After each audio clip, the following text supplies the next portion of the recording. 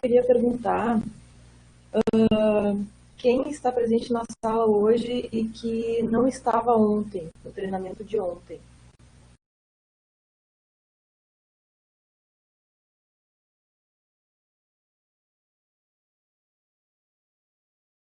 Pelo visto, ninguém. Não, tem uma digitando.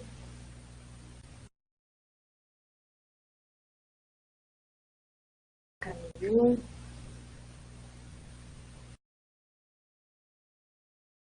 Tá, tem algumas pessoas, então.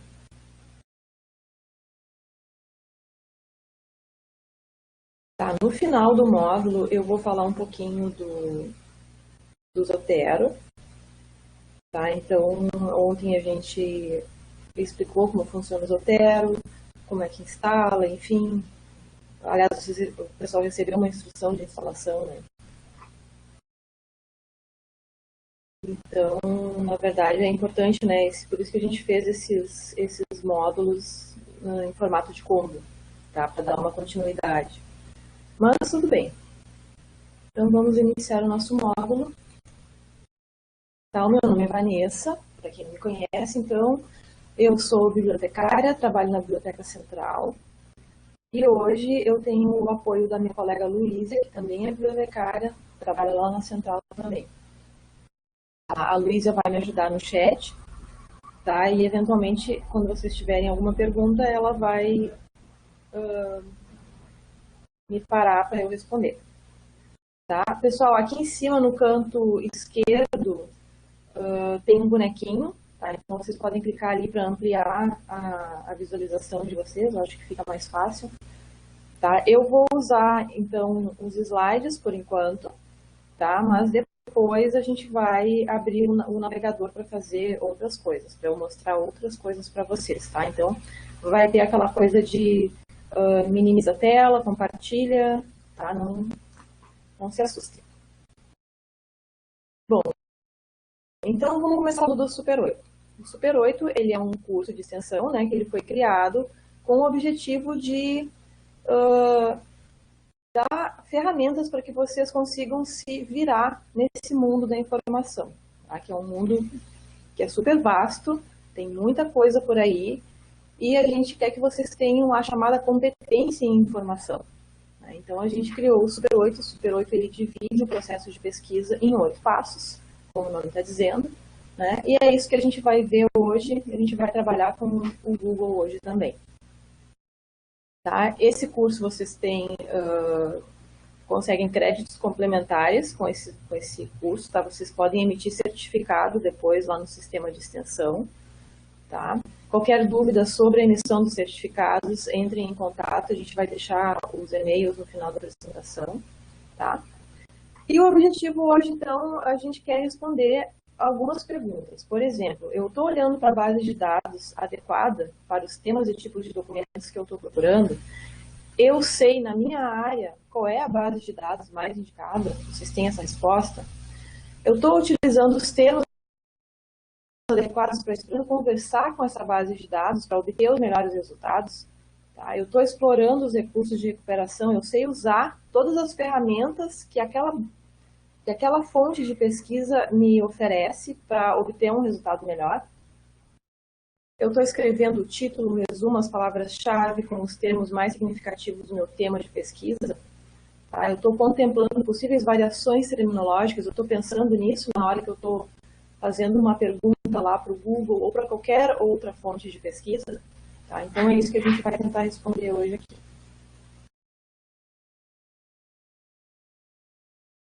Tá? O Super 8 ele é composto de vários módulos. Aqui tem apenas alguns dos módulos, isso aqui a gente vai modificando conforme a necessidade também.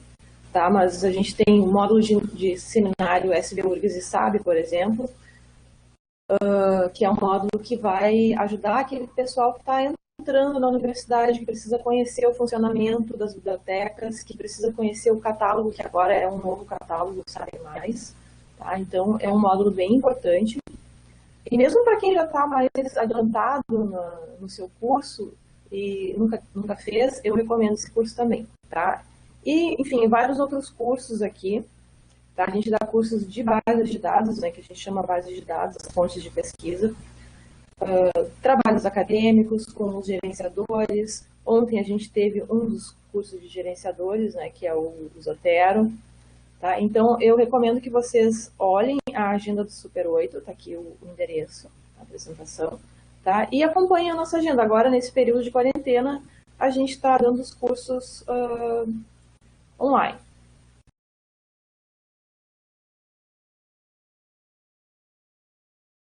Esse é o curso de hoje. O que a gente vai ver hoje? Pesquisa bibliográfica, os passos do Super 8, como avaliar a pesquisa, operadores booleanos, o Google Acadêmico, formas de busca e o Zotero. Pessoal, se eu estiver falando muito rápido, ontem algumas pessoas reclamaram que estava muito rápido, então, por favor, comuniquem a Luísa aí no chat, tá? Que eu reduzo um pouco a velocidade, tá? Bom, o que a gente faz? A gente faz uma comparação do trabalho científico com um quebra-cabeças, tá? No quebra-cabeça a gente não tem as peças prontas, né, para serem encaixadas. Isso quebra-cabeça da pesquisa, tá? A gente não tem as peças prontas e ele não vem numa caixinha bonitinha, ilustrada, né, com a imagem final, para que a gente consiga montar esse quebra-cabeça, tá? Quem vai fazendo isso ao longo do processo de pesquisa é o pesquisador. Ele vai reunindo e criando as peças no próprio processo, tá? De revisão de literatura, de leitura, enfim. Tá? É ele que vai fazer o desenho final, então, desse quebra-cabeça. Qual é a definição, então? Eu sei que a maioria já deve saber o que é uma pesquisa bibliográfica, mas tem alguns pontos que a gente gosta de relembrar. Tá? É uma busca pela literatura produzida sobre determinado assunto, né? Independente do formato de divulgação, pode ser impresso, eletrônico, pode ser artigo de periódico, pode ser um livro, não importa. Tá? E envolve procedimentos sistemáticos, tá? Que exigem que a gente conheça a cobertura das bases de dados ou das fontes de pesquisa que a gente vai utilizar. Tá? Então, eu faço uma pergunta para vocês aqui. Vocês, primeiro, sabem qual é a base de dados mais importante da área de vocês? Vocês sabem qual é a cobertura dessa base, qual é o tipo de documento que essa base de dados disponibiliza ou indexa, como os bibliotecários gostam de falar, né? A gente usa essa terminologia, indexação de assuntos. Então, vocês conhecem, vocês sabem se essa base de dados disponibiliza algum tipo de lista de assuntos que ela utiliza para disponibilizar os documentos. Então, isso é uma coisa super importante que vocês devem ir atrás dessa informação. E a questão dos procedimentos sistemáticos é bem importante também, porque a partir do momento que a gente tem consciência de todos os passos da pesquisa, pelos quais a gente vai ter que passar ou já passou, a gente tem como retroceder no processo e fazer avaliações. Tá? Mas para isso a gente tem que ter tudo muito bem sistematizado, anotado, enfim, tem que ter tudo registrado para que a gente consiga retornar nesse processo, caso seja necessário, né? Vanessa, Oi. tua fala às vezes está meio falhada. Confirma se o conector tu tá usando algum fone, não, né? Não, estou usando só o meu notebook mesmo. Tá. Continua falhada ainda? É que ela às vezes fica picotando o que tu fala. Ah, mas isso deve ser a internet. Tá. Quem sabe se eu... Reiniciar o roteador? Não, acho melhor não. Vamos vendo como é que fica. Se ficar muito pior, aí eu saio da sala e entro de novo. Tá. Então, daí o pessoal me avisa, então, quando ficar muito ruim. Tá bom, então. Então tá, eu vou tentar falar um pouco mais devagar, então, talvez, para o pessoal entender, para não ficar, o corte não ser tão drástico. Bom, então, na pesquisa bibliográfica, o que acontece, né? A gente tem um problema, não tem um conhecimento suficiente para resolver esse problema e vai atrás das informações. né? Geralmente a gente inicia com um problema lá em sala de aula, o professor deu algum tipo de trabalho, ou a gente tem que fazer o TCC, ou a tese, a dissertação, enfim, e a gente vai atrás desse problema. Informações, né, para resolver o problema.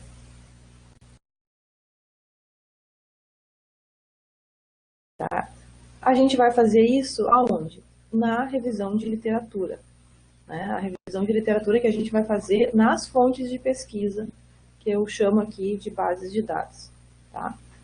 Bom, aqui estão os 8 passos da pesquisa de acordo com o Super 8. Tá? O reconhecer, o buscar, o recuperar e acessar. Enfim, eu não vou falar de todos esses passos agora, tá? Mas é importante que vocês se reconheçam aqui, tá?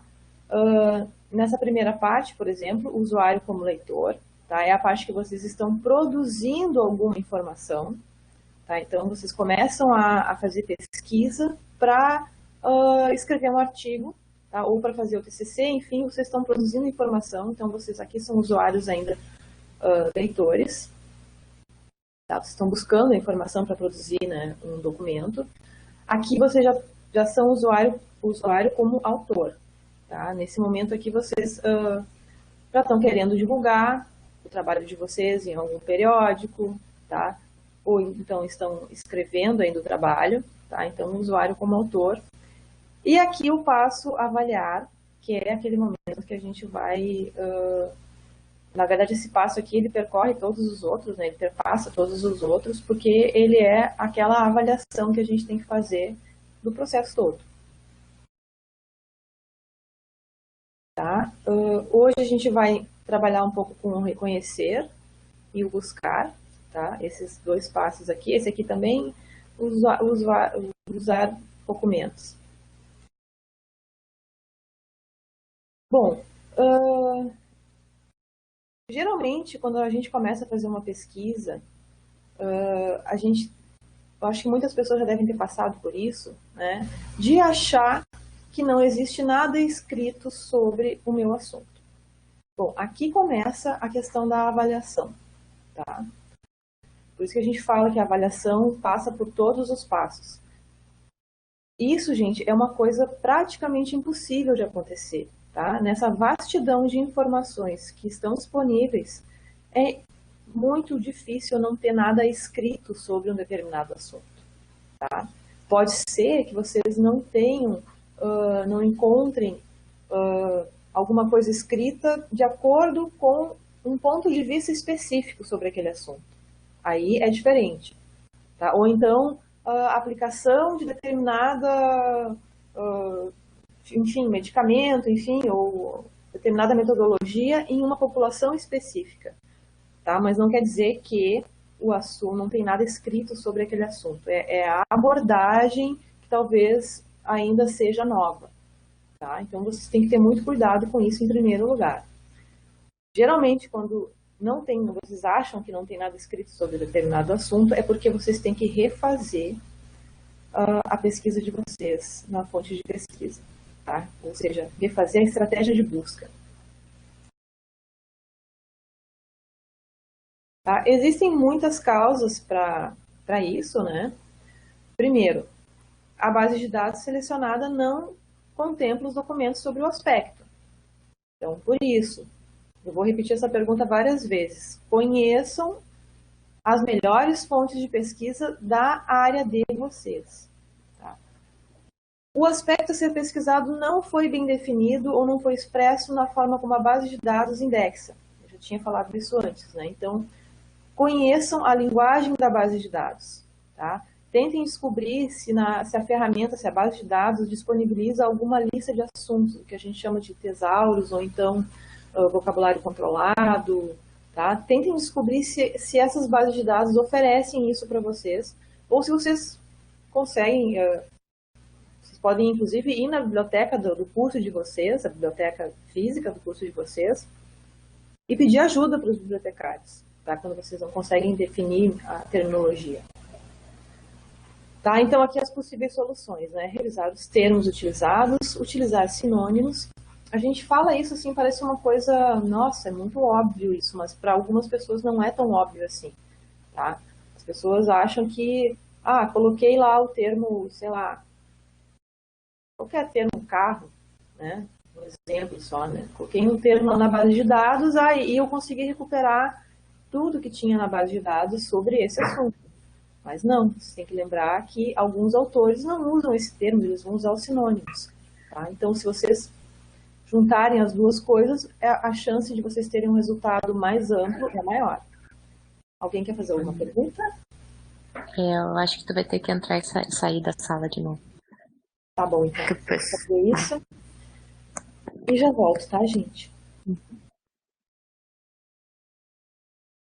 Enquanto a gente espera a Vanessa voltar, só para confirmar se estavam conseguindo acompanhar mesmo com o áudio travado, se ficaram com alguma dúvida do que ela falou.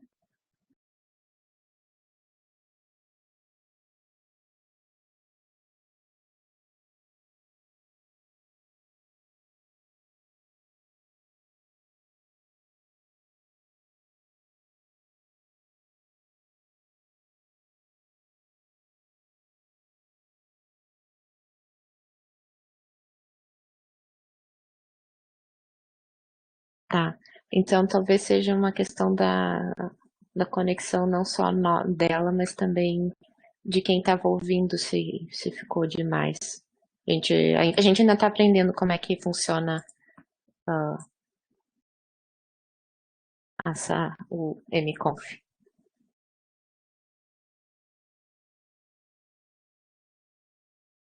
Lucas, sim, está disponível no site do Super 8 essa apresentação. Vou colocar aqui o link para vocês. Voltei. Como é que tá o som? O pessoal disse que estava conseguindo acompanhar, mas acho que por enquanto parece que está melhorando também. Tá bom, então. O teu computador é por Wi-Fi, né? Não tem cabo direto, né?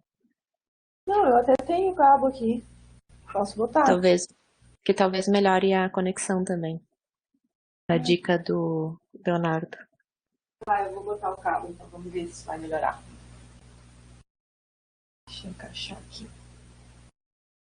Meu cabo não é muito comprido. Vou ficar meio enrolada no cabo aqui, eu acho.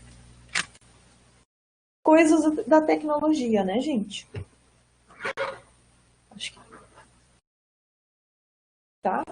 Eu conectei agora aqui. Como é que tá o áudio? Tá cortando ainda, gente? Teve umas cortadas, mas vamos ver, vai falando naquela velocidade que o pessoal estava conseguindo acompanhar, e daí a gente vai observando, então. Tá bom, então. Uma outra dica, então, para resolver esse problema é utilizar termos mais gerais ou mais específicos, tá? Por isso que é legal, gente, às vezes vocês irem atrás dessa lista de assuntos da área de vocês, tá? Para que vocês conheçam a hierarquia, tá? Como é que esses assuntos estão organizados, quais são os termos mais gerais e os mais específicos. É claro que aquele pessoal que está mais adiantado já no seu curso já deve ter uma noção disso, tá? Mas é sempre bom procurar esse tipo de ferramenta, né, essas listas, esses tesauros, para ajudar vocês, tá? Porque às vezes a gente não se dá conta de todas as possibilidades.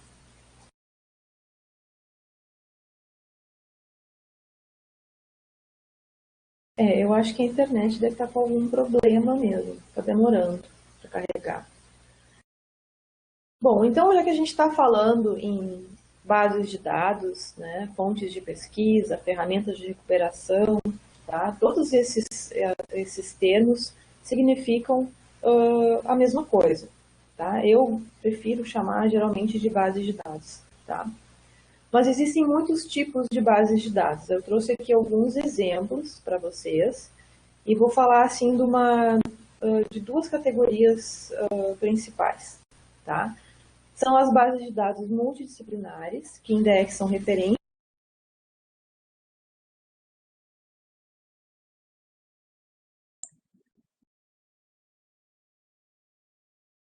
Vanessa?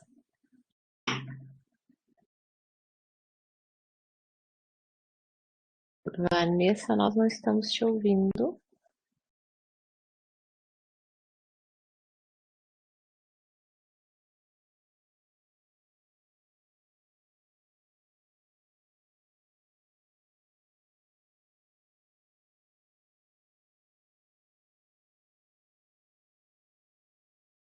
Vanessa?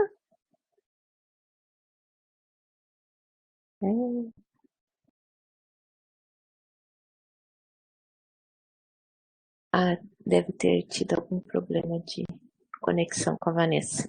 Deixa eu ver se eu consigo descobrir alguma coisa. Ah, tá.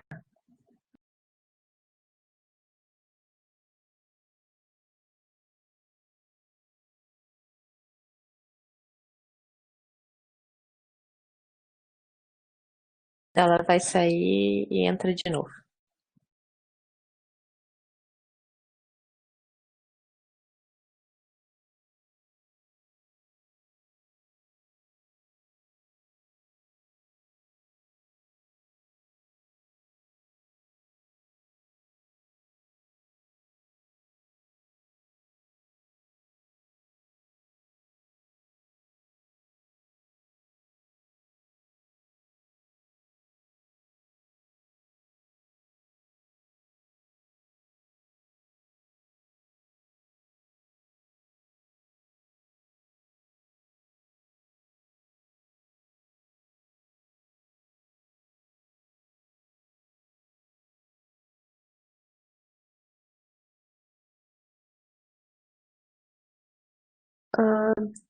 Vocês podem falar com outros pesquisadores, com professores de vocês, que certamente saberão, mas vocês também podem entrar em contato com a biblioteca de vocês, da unidade de vocês, que vai poder dizer qual é a base de dados mais adequada, né? Como a Vanessa estava falando, tem essas que são as multidisciplinares, como Web of Science, Scopus e Google Acadêmico, que vão atender qualquer área, e depois tem as específicas que depende muito.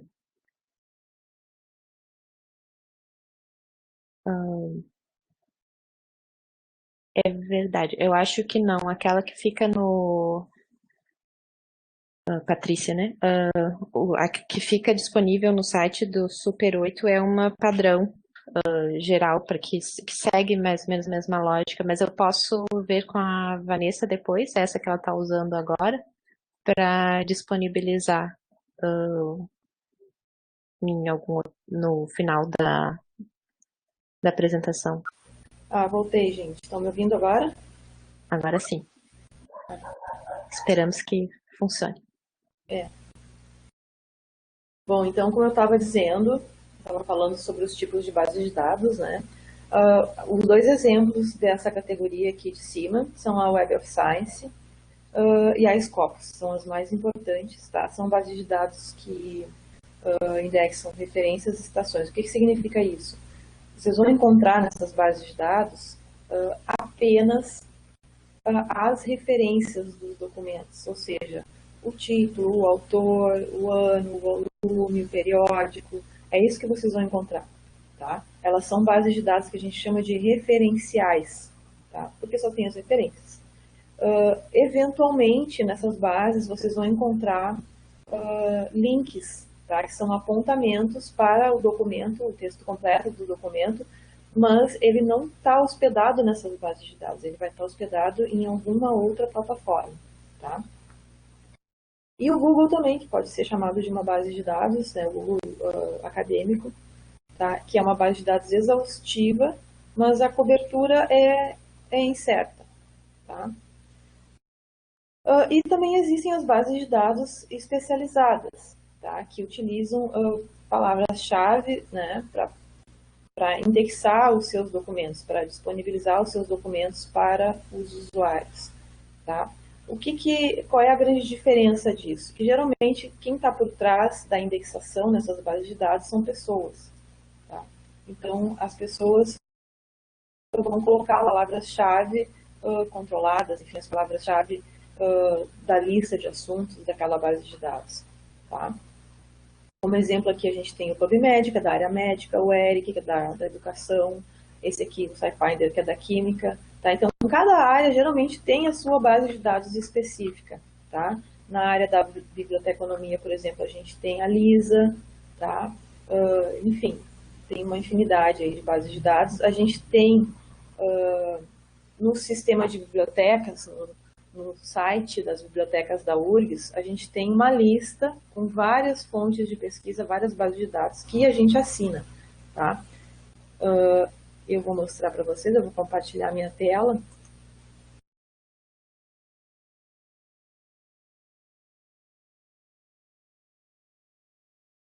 Vanessa, a Ana Carla perguntou o que quer dizer com cobertura incerta.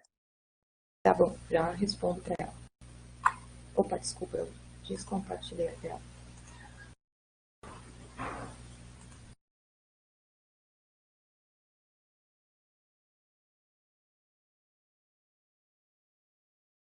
Aqui é a lista. Tá, eu já respondo para a Natália, tá? Esse aqui é o site das bibliotecas da URGS, é o site que reúne todas as informações, né, de todas as bibliotecas, na verdade. Tá? E aqui a gente tem um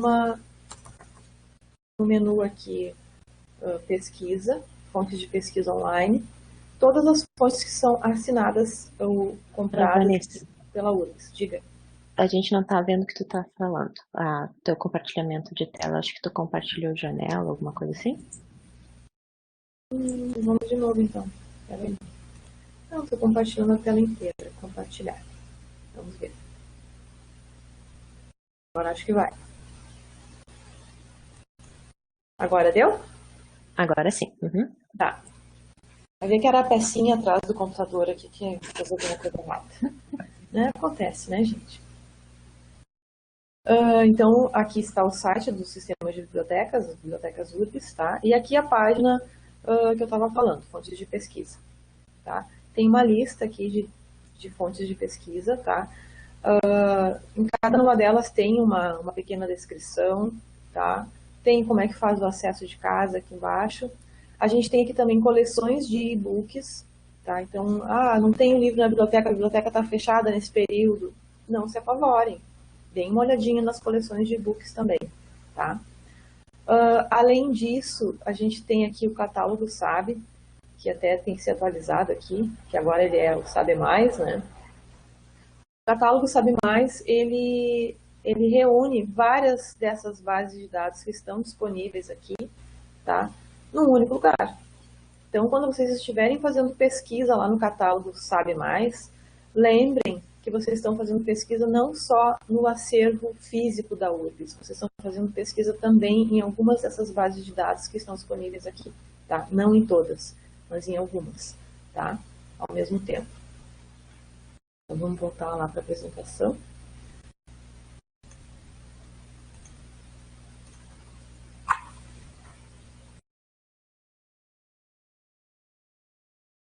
E aqui, gente, a gente traz esse slide e mostra para vocês qual é a cobertura do portal de periódicos da CAPES, tá? Aliás, antes de respondendo a pergunta lá da menina, esqueci o nome dela, Natália, sobre a cobertura incerta do Google, tá? É incerta porque a gente não sabe tudo que é colocado lá, quem coloca, tá? Não tem uma revisão por pares, geralmente nem sempre vai ter, tá? Revisão por pares, todo mundo sabe o que é? Acho que tu pode explicar. Eu vou explicar. Tá, eu vou explicar então. Quando a gente submete um artigo para um periódico, por exemplo, tá, vai existir lá, nesse periódico, uma comissão editorial, um comitê científico, enfim. Esse grupo de pessoas vai avaliar o teu artigo. Se o teu artigo tem condições de ser publicado, se ele foi feito de acordo com a metodologia da área, enfim. Vai ter um grupo de pessoas que vai fazer uma avaliação. Isso a gente chama de avaliação de pares. Tá? Esse grupo de pessoas não é um grupo qualquer, é um grupo de especialistas naquela área. Tá? E no Google a gente nem sempre tem isso. Então isso também gera uma outra questão de confiança naquilo que está colocado lá no Google. Tá? Mesmo no Google acadêmico. Tá? E a cobertura incerta, porque realmente a gente não tem noção de onde vem, quais são as fontes, de onde vem todo aquele material que está lá. Tá? E também a gente não tem uma noção da quantidade, eu acho, também. Mas voltando aqui, então, para a cobertura do portal de periódicos da CAPES, tá? Isso aqui é só um exemplo para que vocês vejam o tipo de material que é disponibilizado no portal de periódicos da CAPES. Tá? apenas 1% do material são normas técnicas, tá? 20% são trabalhos publicados em anais de evento, tá? 50% artigos de periódicos científicos, então é a maioria, né? É a maior parte, na verdade. Então, isso é importante que a gente conheça também, tá? Porque dependendo da área onde eu estou atuando, vai ter um tipo de documento que é mais usual na minha área, tá? A área, por exemplo, da medicina, a área da saúde, né?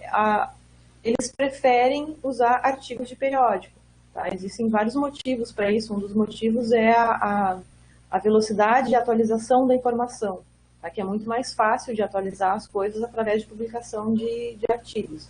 Então, digamos assim, seria o tipo de documento preferido dessa área, tá?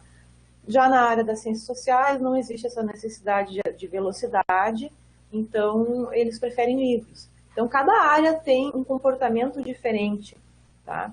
E isso também é uma coisa que vocês devem levar em consideração na hora de avaliar a fonte de pesquisa que vocês estão utilizando.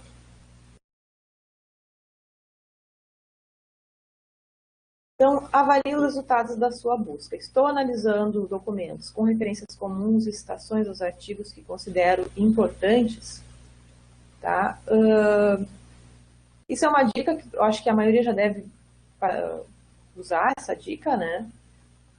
Quando a gente está fazendo uma pesquisa e não consegue encontrar muitos documentos, mas encontra um que acha que é um documento super relevante, a gente vai lá na lista de referências daquele documento, né, para conseguir achar outras referências e outros autores que também trabalham sobre o mesmo tema, tá? Estou explorando os recursos de recuperação para localizar documentos relacionados. Hoje em dia, muitas bases de dados já oferecem, já tem um sistema que eles chamam de sistema de recomendação, né? Vocês já devem ter visto isso em alguma base de dados.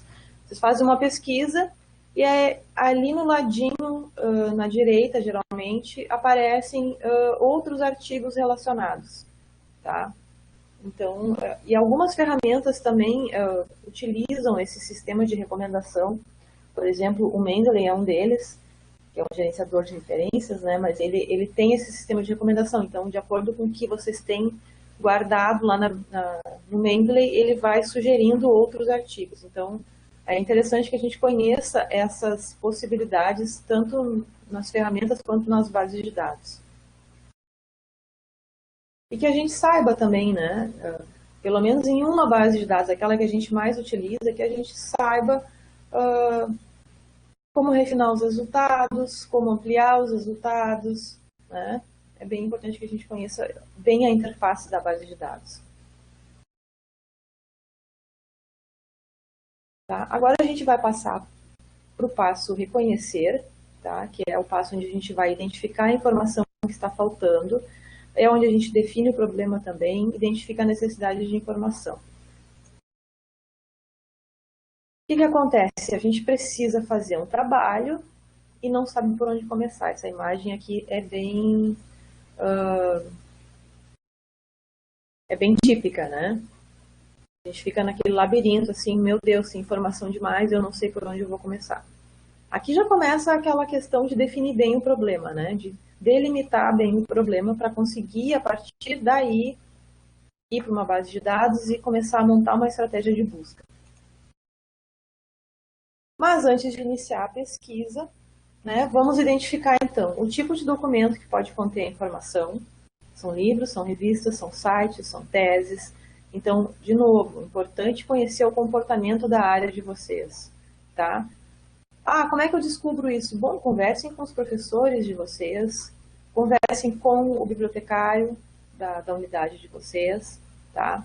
E também comecem a analisar isso quando vocês conseguem algum resultado de busca. Comecem a analisar o que tem mais, tá? Existem também ferramentas que ajudam vocês a descobrir isso, tá? Então, aqui nesse ponto, eu recomendo que vocês façam um módulo de Web of Science e de Scopus, tá? Que são duas bases de dados que fazem análises métricas, tá? Das áreas. Então, através dessas duas bases de dados, vocês têm condições de descobrir o que é mais publicado na minha área, qual é o tipo de documento que é mais utilizado na minha área, quais são os autores mais importantes que publicam mais sobre determinado tema, tá? Essas duas bases de dados dão essas respostas para vocês. Uma outra coisa também que é importante é o idioma do documento, tá?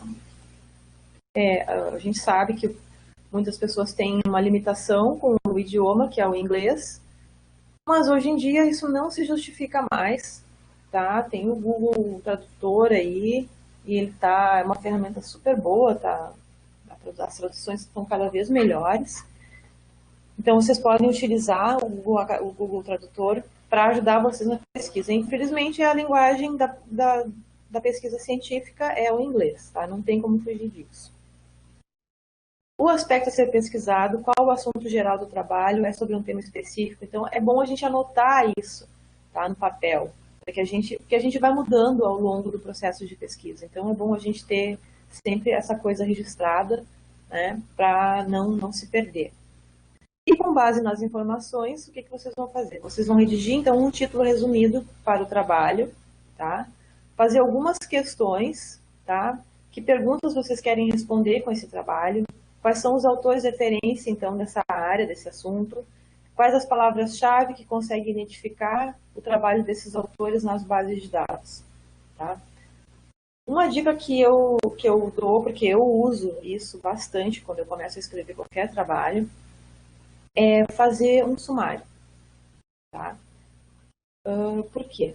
Porque, em primeiro lugar, eu consigo visualizar o todo do meu trabalho mesmo antes de escrever, tá? Isso já me ajuda, assim, a definir o que eu quero colocar sobre cada título do meu sumário, tá? Bom, e aí eu vou esquematizando os assuntos ali dentro e com isso eu consigo já ter uma noção melhor do que eu preciso pesquisar nas bases de dados, tá? É claro que é um sumário preliminar, tá? Ele não vai ser o sumário que eu vou usar no meu trabalho depois, eu vou mudando isso com o tempo, tá? Mas inclusive aquele livrinho que vocês já devem ter ouvido falar, Como Fazer uma Tese, do Humberto Eco, é uma das dicas que ele dá no livro, tá? Que foi uma dica assim, que me ajudou muito no processo de escrita, tá? Porque às vezes a gente fica empacado, assim, a gente não sabe por onde é que eu começo, né? A partir do momento que tu monta qualquer tipo de esquema para começar a fazer a redação do seu trabalho, isso ajuda muito, muito, muito mesmo. Alguma pergunta até aqui, gente? O Manuel tem a pergunta como fazer o sumário preliminar da pesquisa. Só que Olha, eu tava... fala, Luísa. Não, é só que eu ia confirmar com ele se era questão de formatação ou se era da lógica, mas pode responder. Tá. Eu faço numa folha qualquer de papel, entendeu? É claro que às vezes a gente não consegue ter uma noção assim da hierarquia desse sumário, né? Até porque a gente ainda não fez a pesquisa, a gente não sabe tudo que vai precisar colocar ali dentro. Mas aquilo que tu já sabe, que tu já tem algum conhecimento, tu coloca ali no papel, eu quero falar de tal coisa. Vou dar um exemplo aqui da minha área, que é o que eu posso dar, né? Digamos que eu vou fazer um trabalho sobre competência e informação, tá? Bom, eu vou ter que falar primeiro sobre o que é competência e informação, então eu vou ter um item sobre isso, tá? Eu vou ter que falar sobre as metodologias de ensino de competências, tá? Eu vou ter que falar sobre alguma metodologia específica, no meu caso eu poderia falar da metodologia do Super 8, no meu trabalho. Eu vou ter que falar do ponto de vista dos alunos, como é que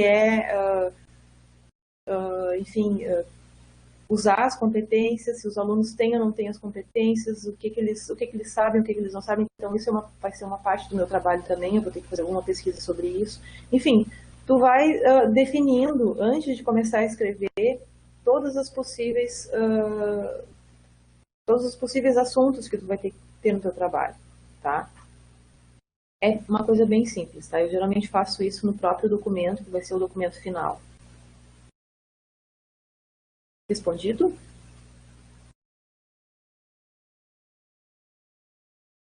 Tá todo mundo me ouvindo, gente? Sim.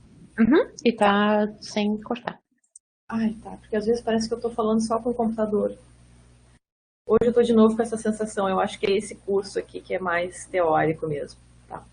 Mas então tá, daqui a pouco a gente vai pro Google fazer pesquisa. Tá, então aqui uma sugestão que a gente dá, né? Anotar tudo sempre, tá, gente? Sempre anotar.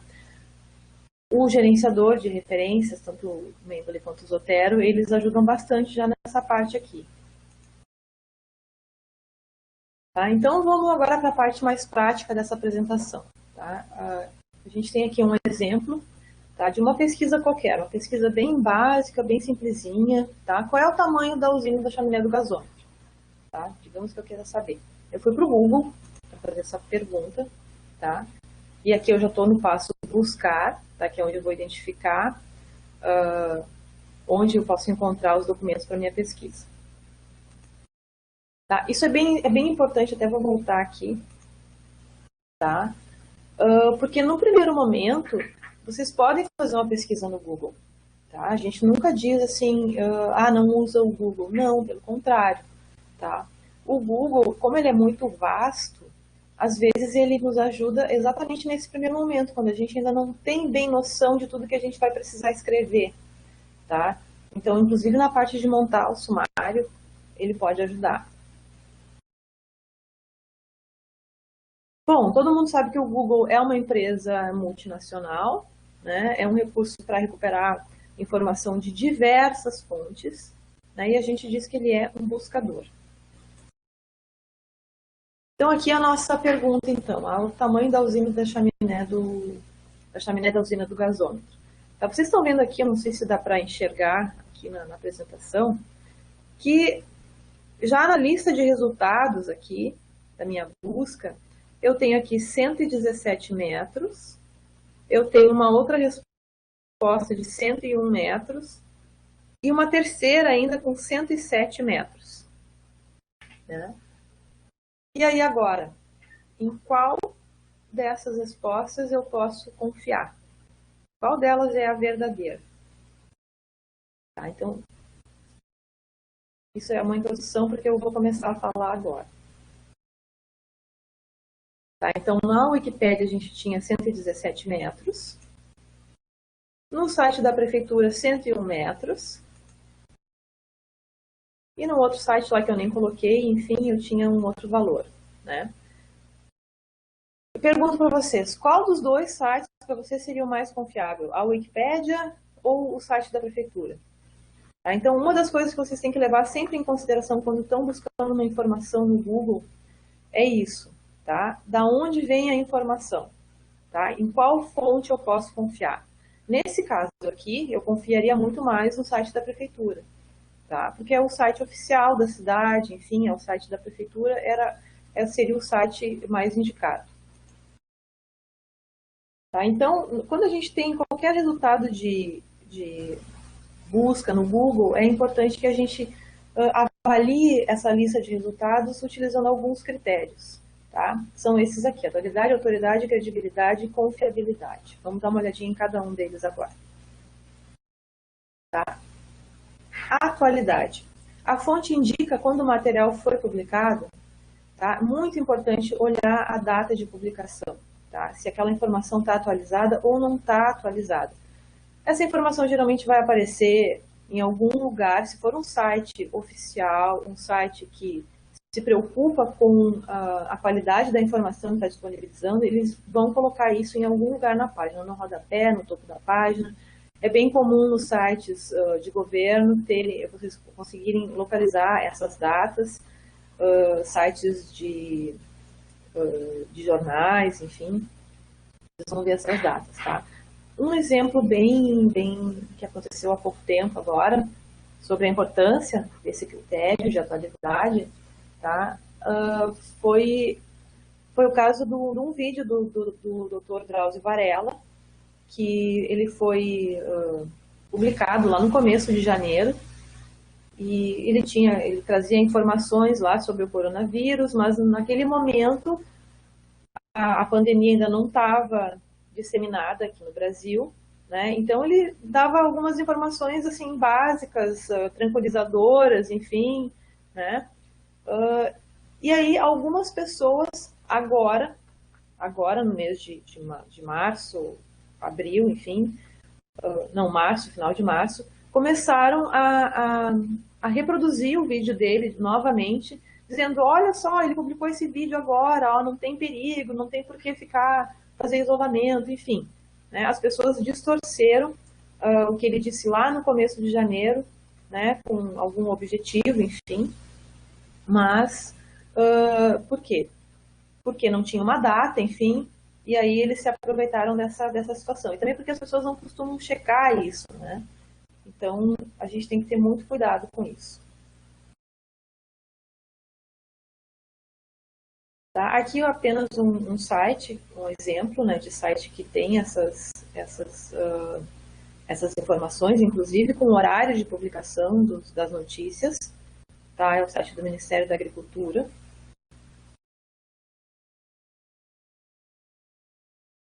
Um outro critério, então, a autoridade.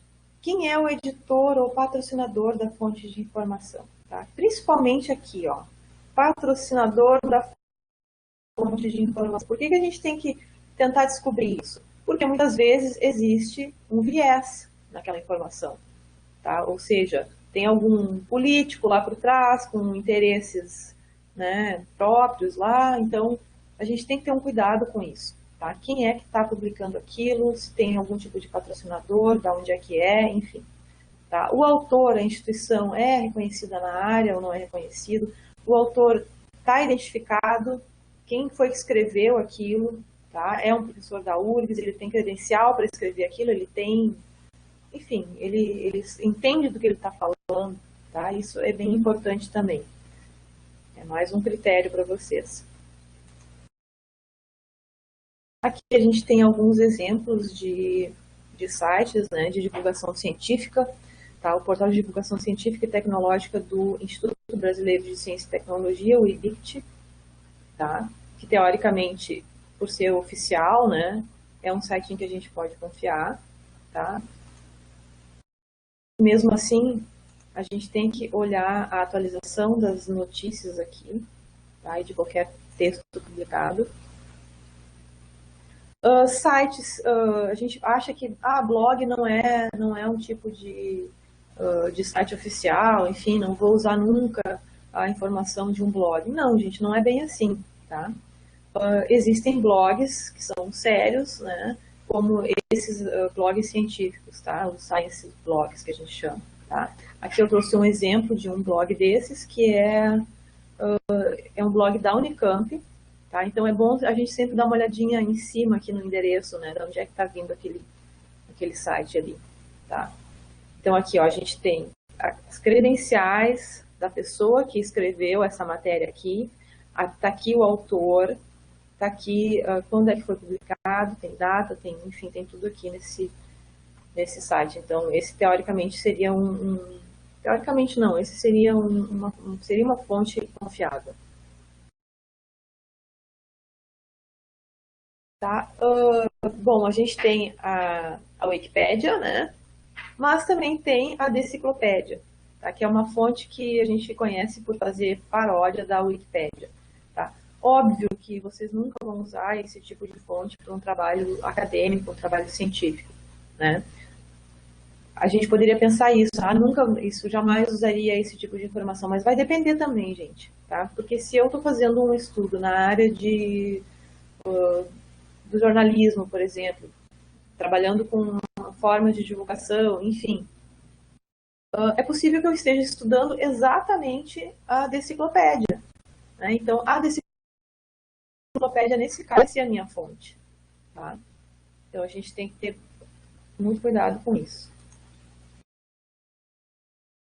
Mas, no geral, né, a gente não pode acreditar no que está escrito na Deciclopédia. Tá? Geralmente é só paródia mesmo. Credibilidade. Tá? A fonte pertence a algum órgão, ou instituição, editor ou distribuidor de conteúdo conhecido. Tá? A publicação é revisada por pares. Aqui a gente está falando especificamente daquelas editoras científicas, tá? Que é importante que vocês conheçam, que saibam pelo menos quais são as principais editoras científicas da área.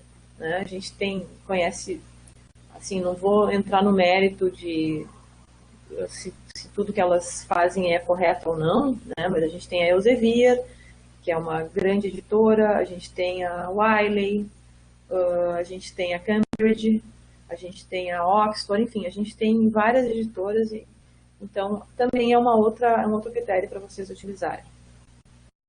Tá? E de novo aquela questão aqui da publicação revisada por pares. Tá? Então, assim, se é um periódico científico, certamente, ou quase sempre, ele vai ter uma comissão que vai fazer essa revisão por pares. Tá? E aí a gente também tem aquela, como é que eu vou dizer? Aquela certeza, né? Ou aquela confiança de que, eu estou lendo um artigo da Nature, eu estou lendo um artigo da revista Ciência da Informação, que é da minha área. Né? Então, aí eu posso confiar porque eu sei que tem um grupo de especialistas lá que revisou isso aqui. Tá? E a confiabilidade. Tá? O texto fornece referências, fontes de dados ou citações. Tá? Isso aqui, a ciência se faz através da revisão da literatura. Tá? E a gente precisa sempre citar da onde que a gente da onde a gente tirou aquela informação. Isso é muito importante. A ciência é assim, se não for assim, não é um texto científico. Tá? Então, vocês têm que sempre levar isso em consideração. Dá uma olhadinha lá, bom, ele está falando sobre um assunto polêmico, tá? Mas ele está falando com embasamento. Tá? O texto é uma interpretação do original, que é o APUD, né, que a gente chama. Na verdade, a gente sempre pede que vocês não usem muito o APUD. O APUD é um caso específico de citação, né, quando a gente não consegue o documento original. Tá? Se eu não tenho o original, eu vou usar o APUD. O APUD significa citado por. Então, eu estou usando o fulano que foi citado pelo Beltrano. Tá? Mas o que significa que eu não tenho a fonte original na minha mão. Tá? Então, assim, é só em último caso, a gente usa a APUD. Tá? Amanhã a Luísa vai explicar como é que a gente faz citação de várias formas, uma delas com a APUD usando o Usa-Terra. Tá? Então, não percam o treinamento de amanhã. Tem que fazer um parênteses para agradecer o merchandising. Sim. Aí é bom, assim, que daí eu também dou uma... Eu tô começando a ficar um pouquinho sem voz. Aqui é um exemplo de site com conteúdo de opinião, né? Site de notícias, enfim, óbvio que isso aqui também pode ser uma fonte, né? Mas vai depender do tipo de trabalho também, do tipo de, enfim, da área de vocês, né? E agora alguns critérios de avaliação no Google, tá? Bom, a ordem de apresentação dos resultados no Google não utiliza nenhum dos critérios que a gente falou lá em cima, tá? Na verdade, assim, esses critérios são meio que um segredo, a gente não consegue saber quais são todos os critérios que o Google utiliza para criar a lista de resultados quando a gente faz uma pesquisa no Google, tá? Por que ele botou um resultado primeiro e não botou o outro? Tá? Como é que ele ranqueia esses resultados na pesquisa? A gente não sabe, ele utiliza um algoritmo secreto, a gente consegue saber apenas alguns dos critérios. Tá? Uma das coisas que o Google faz eles chamam de spiders, né? Ou Google Bot, não sei como é que eles falam isso. Essas spiders, elas ficam circulando na internet constantemente, tá? Elas ficam passando por todos os sites da internet e avaliando os sites, tá? Vendo se esses sites seguem os critérios que o Google determinou, né? E a partir disso, é que os sites são ranqueados. Tá? A gente consegue saber apenas alguns desses critérios. Um dos critérios que a gente sabe que eles utilizam é a quantidade de links que apontam para aquele site e a quantidade de links que o site também disponibiliza. Tá? A gente sabe que eles também utilizam critérios do tipo a qualidade do conteúdo, mas a gente não sabe exatamente o que eles definem como qualidade do conteúdo. Mas a gente sabe que se tem erros de português, ou enfim, erros de linguagem, o que mais que eles colocam? Enfim, são alguns critérios que estão disponíveis, inclusive se vocês quiserem pesquisar sobre isso, o próprio Google, quando fala da questão de ranqueamento de sites, né, eles colocam alguns critérios lá no site de ajuda deles. Tá? Então, algumas dicas para que a gente consiga fazer melhores buscas mais, enfim, buscas mais aperfeiçoadas, digamos, que a gente obtenha melhores resultados de pesquisa no Google, né?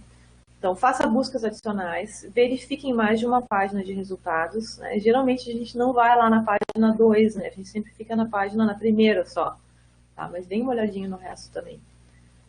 Utilize outras fontes de informação, tá? Então, a minha dica é, na verdade, assim, usem o Google no começo da pesquisa para ter uma noção geral do assunto, tá? E depois partam para as fontes de pesquisa científicas. Tá? Vamos para o passo de recuperar e acessar, então, acessar as fontes, encontrar a informação necessária e salvar o material de interesse, tá? Aqui é o passo em que a gente já começa a usar o gerenciador de referências, tá? Alguma dúvida até aqui, gente?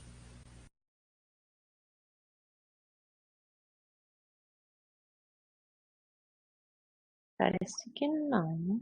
Não. Pode continuar. Tá tudo claro, tá bom.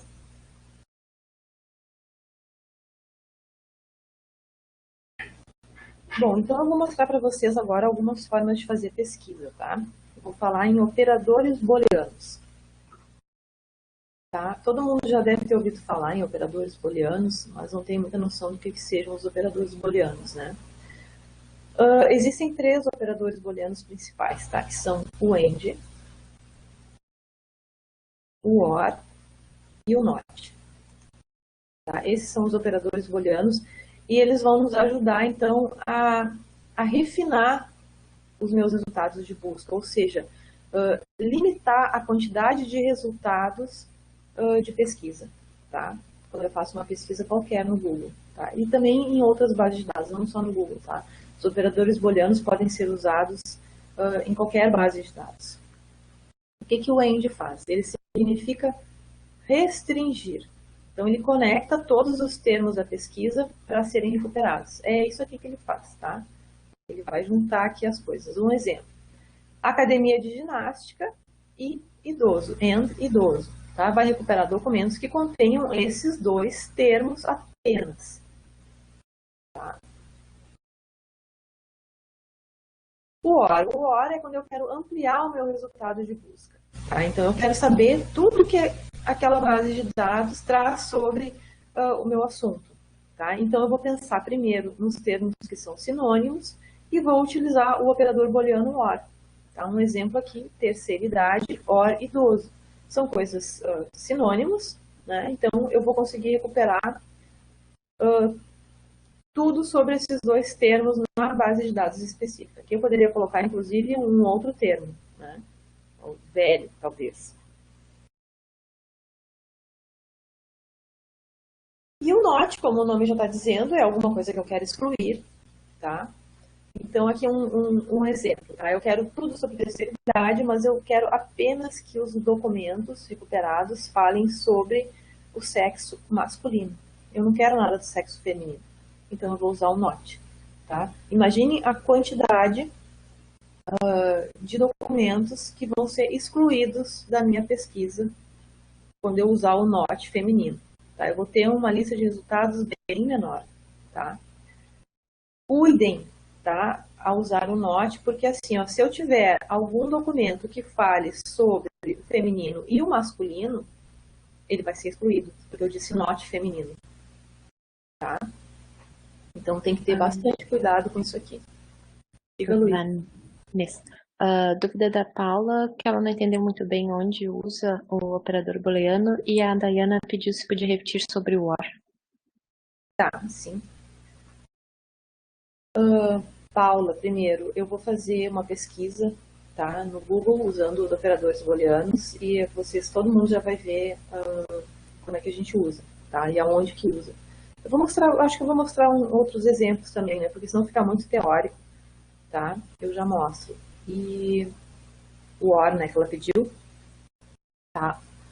O OR é quando eu quero ampliar o meu resultado de busca, tá. Se eu colocasse no Google os termos terceira idade apenas, tá? Eu não teria aqueles documentos, eu não teria todos os documentos falando sobre idoso, velho, tá? E terceira idade. Eu teria só terceira idade. Tá? Quando eu uso o OR, eu consigo ampliar o meu resultado de busca. Aqui eu teria, digamos, 300 resultados, tá? Uma quantidade de documentos de 300 resultados, só com os termos terceira idade. Se eu colocar o OR, provavelmente eu vou duplicar, eu vou ter 600 ou mais. Tá? Se eu colocar mais um termo, eu vou ter um pouco mais de documentos. Tá? É para isso que ele serve. Respondido?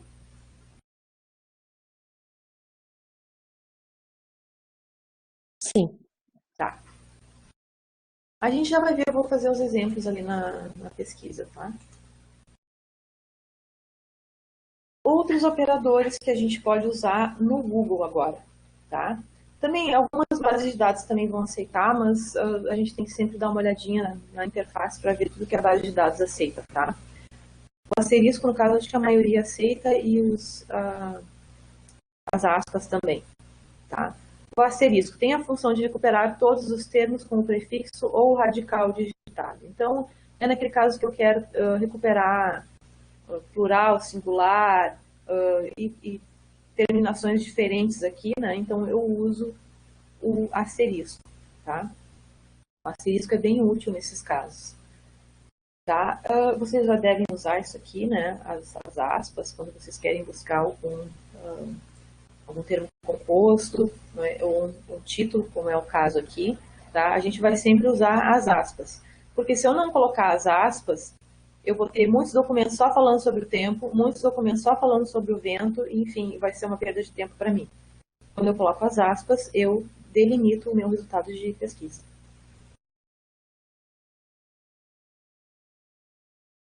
Site, se eu quiser pesquisar dentro de um site específico, tá? Mas eu estou fazendo a minha pesquisa no Google, lembrem, tá? Estou fazendo no Google. O que eu posso fazer?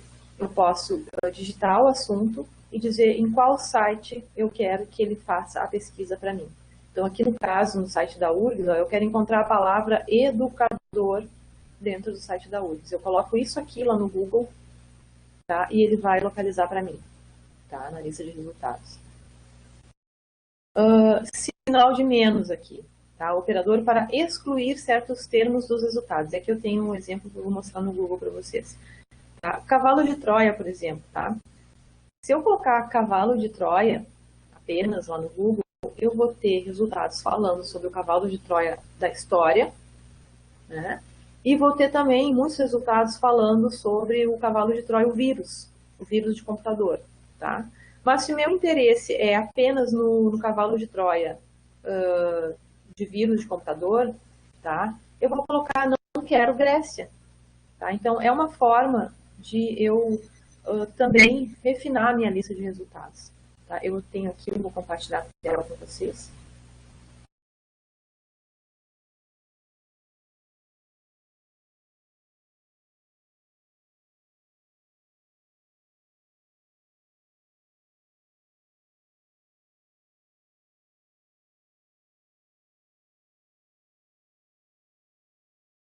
Todo mundo vendo aí a minha tela?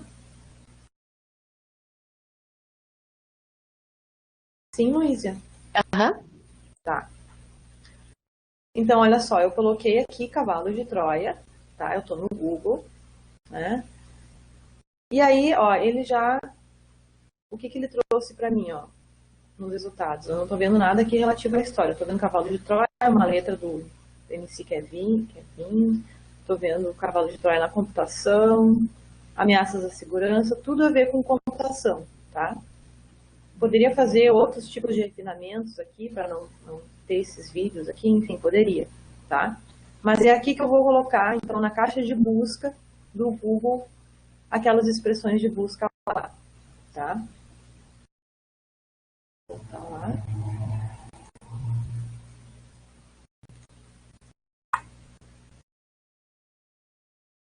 E tem outras dicas aqui que vocês podem olhar, né? Por exemplo, eu quero a palavra traição na obra do Machado de Assis, o Dom Casmurro. Tá? Então, eu utilizo isso aqui, ó, em title. Tá? Então, eu vou encontrar isso lá no Google. Essa aqui também, Guerra dos Canudos, autor Cunha, né? Me fugiu o nome agora. Euclides. Euclides da Cunha, isso. Tá? A Patrícia perguntou se sempre usa colchetes. Eu acho que ele não faz muita diferença se tu usar o colchetes ou não. Tá? Até a gente pode testar aqui. Vamos pegar o cavalo de Troia que já está lá. Opa!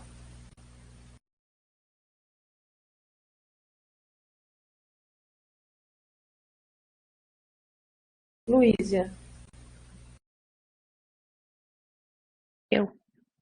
A minha tela ficou preta.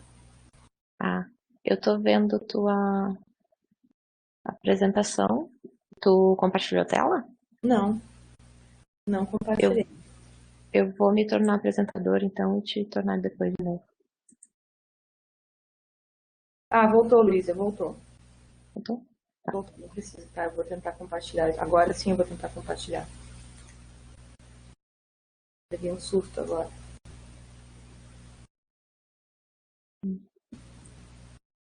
Vamos fazer o teste aqui que esqueci o nome da menina. Vamos ver se vai fazer alguma diferença. Aqui a gente tinha 1.560.000 resultados, né? Vamos ver se vai mudar. Aqui a gente tem esses resultados. Vamos ver o que vai mudar sem o colchete.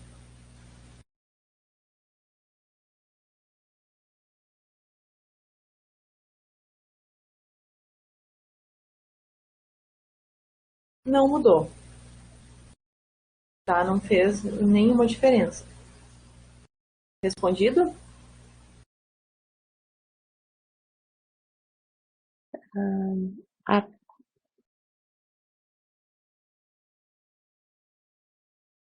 Tá me ouvindo, Luísa?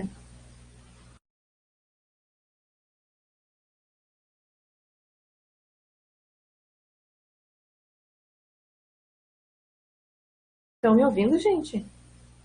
Tá. É só um comentário que a Paula perguntou aqui.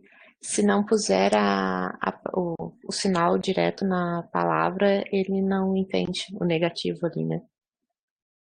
Sim, tem que ser bem como tá ali, senão ele não entende. Se colocar espaço, não digitar assim como tá, ele não funciona, tá? Aqui nos outros slides, eu acho que é nesse aqui mesmo, tá? Eu sugiro que vocês, recomendo, na verdade, que vocês deem uma olhada nessa página de ajuda do Google, essa que eu coloquei aqui, tá? Porque eles têm outras dicas lá de pesquisa, né? Então é bem importante que vocês deem uma olhada aqui. Tá? Existe também um outro operador booleano, outro tipo de operador, na verdade, que é o ponto de interrogação. Tá? Esse é bem usado quando a gente não conhece a grafia de alguma palavra. Tá? Eu vou ter um exemplo bem simples aqui, né? Ou quando a gente... enfim, geralmente quando a gente não conhece a grafia das palavras, tá? Aí a gente usa o ponto de interrogação aqui no meio. Ele vai buscar tudo daí. E assim, gente, para montar uma expressão de busca, tá? Numa ferramenta de busca como o Google, tá? Eu chamo de expressão de busca, gente, aquela expressão que eu coloquei lá no Google, tá? Cavalo de Troia, menos lá o Grécia, tá? Aquilo ali é uma expressão de busca, tá?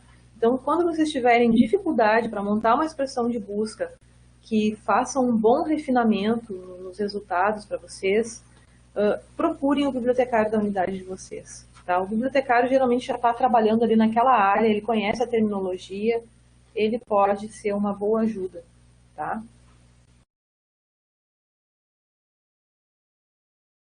Então, agora, por que a gente vai usar o Google Acadêmico? Tá? Bom, o Google Acadêmico é um recurso simples para recuperar a literatura acadêmica, tá? Que vem de diversas fontes, como Cielo, Doage, que é um repositório aberto, né? Repositórios institucionais, tá? E diversos tipos de documentos. Tá? A gente vai conseguir achar artigos, livros, teses, dissertações. Tá? Tudo isso a gente encontra, então, no Google Acadêmico. Qual é a cobertura, então, do Google Acadêmico? Tá? O Google Acadêmico não indexa tudo que está publicado, tá? É só uma parte, não é tudo. Então, para complementar as pesquisas, na verdade, para complementar as pesquisas, acesse também as bases de dados lá do sistema de bibliotecas da URGS, tá? Eu já mostrei lá o site para vocês. E o portal de periódicos da CAPES também, tá? Então, como é que a gente encontra o Google Acadêmico? Então, agora eu vou começar a usar o Google Acadêmico, tá? Para quem já está cansado, a gente está quase no final da apresentação, tá? Eu vou compartilhar minha tela de novo e vou ficar com a apresentação aberta lá no computador para não ficar indo e vindo aqui, tá, gente? Mas eu vou começar a usar o Google direto lá. Aproveitando, o Gabriel está com uma dúvida da forma de estruturar a pesquisa. Não sei se tu pode mostrar como, talvez pegando ali o que ele colocou de exemplo no chat fique mais fácil, que eu acho até interessante a gente voltar então para esse ponto dos operadores booleanos, que o OR tem que ficar dentro do parênteses e do tipo sinônimos, né? São junto e os ands são para fora. Tá, eu vou então entrar no Google aqui. Tá, deixa eu ver se eu já tenho alguma. Deixa eu só pegar a apresentação. Vou abrir ela aqui no meu computador.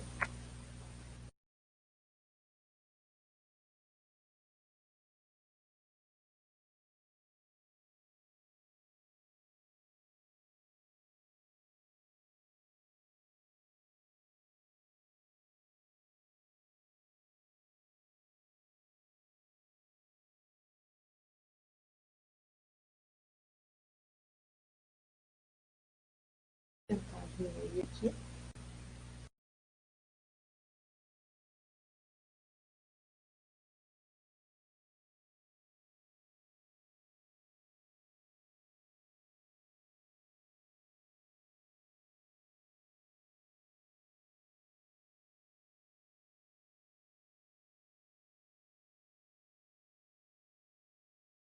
Vamos ver se a gente consegue fazer aqui, então, algumas buscas, tá? Para mostrar para vocês. Então, primeiro vamos procurar o Google Acadêmico aqui, né? Aqui.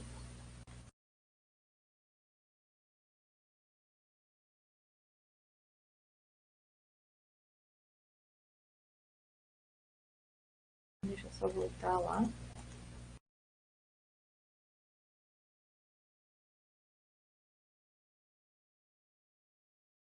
Tá? Eu vou pegar um desses exemplos que a gente tem aqui para mostrar para vocês.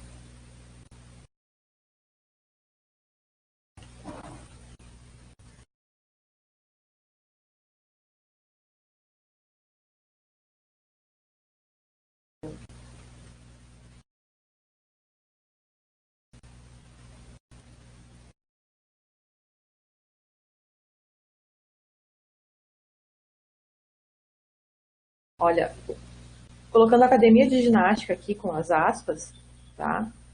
Eu consegui 5.700 resultados, tá? Agora, eu vou dizer para o Google que eu quero também a palavra idoso. Tá? Então, essa expressão de busca eu vou montar assim. Tá? Aqui, porque é um termo composto, então eu não quero pesquisar só academia e só ginástica, né? Eu quero isso tudo junto, eu vou colocar as aspas. E eu usei o operador booleano AND, idoso aqui. Tá? Vamos ver a diferença dos resultados aqui, tá?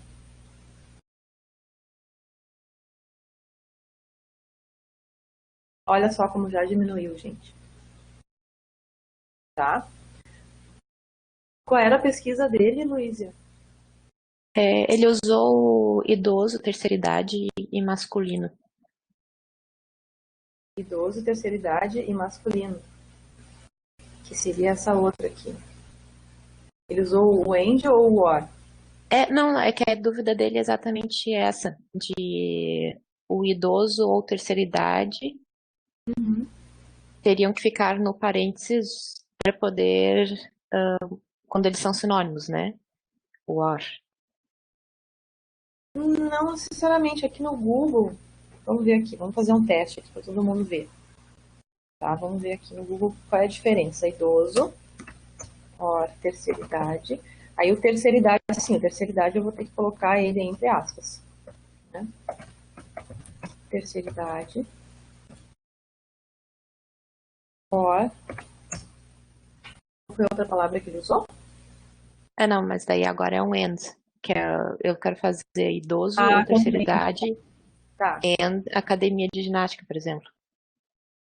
Tá, eu vou botar masculino, que eu acho que foi o que ele pesquisou, né? Isso. Masculino. Vamos ver, então, deixa eu até copiar isso aqui. Ctrl C. E vamos ver, vamos analisar a lista de resultados. Tá, a gente teve 20.700 resultados. Tá, então aqui ele está me mostrando já aonde que ele encontrou essas palavras. Fala, Lúcia. A Ana Cristina comentou que tem que usar maiúsculo não sei, para os operadores booleanos. Eu não lembro se faz diferença no Google. Não, não faz diferença. Não faz diferença. Medidas da dinâmica respiratória em idosos, terceira idade. Tá? Aqui, geralmente, a gente já consegue ver. Eu não vou abrir os documentos aqui, né?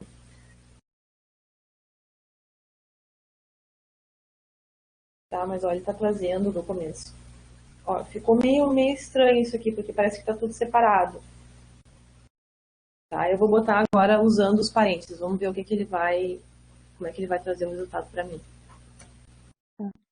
E o Guilherme questionou se o and tem o mesmo efeito do sinal de mais. Eu acho que sim. Eu não tenho certeza, Guilherme.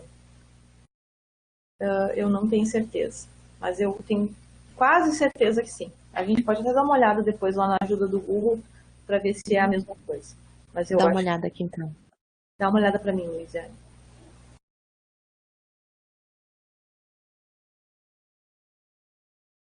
Olha, gente, vocês estão vendo aqui que não deu diferença nenhuma. Vou clicar de novo no pesquisar aqui. Ó, exatamente o mesmo resultado, 20.700, e não mudou a lista de resultados, é a mesma. Tá? Então não faz diferença aqui. Tá? Respondido.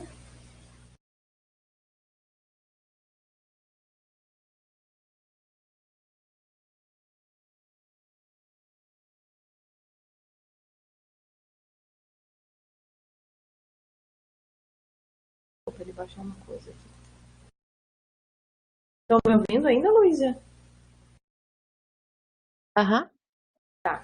Então tá. Deixa eu ir lá para outra parte. A gente estava lá. Eu vou usar a apresentação de guia. Tá, então eu vou fazer uma outra pesquisa aqui no meu Google. Eu vou fazer a pesquisa que eu já estava fazendo antes, que era coronavírus e plasma. Tá? Uma pesquisa bem simplesinha. tá? Para mostrar para vocês algumas coisas do Google. Eu acho que eu vou até ampliar a tela aqui. Melhor assim, eu acho. Tá? Bom, eu fiz uma pesquisa bem simples, tá? Usando o operador AND, porque vocês devem ter visto na TV, né? Que estão falando sobre utilizar o plasma para pegar anticorpos e tentar algum tipo de, enfim, de remédio para o coronavírus, né? Então, eu fiz essa pesquisa aqui, eu encontrei até bastante resultados, né? 37.600 resultados. Deixa eu dar uma refinada nisso até, para não ficar tanta coisa.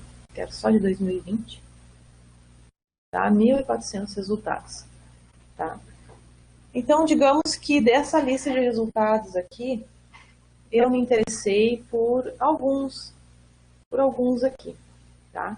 E eu vou querer salvar, então, esses documentos no meu gerenciador. Tá? No caso, o gerenciador que eu estou usando hoje aqui é o Zotero.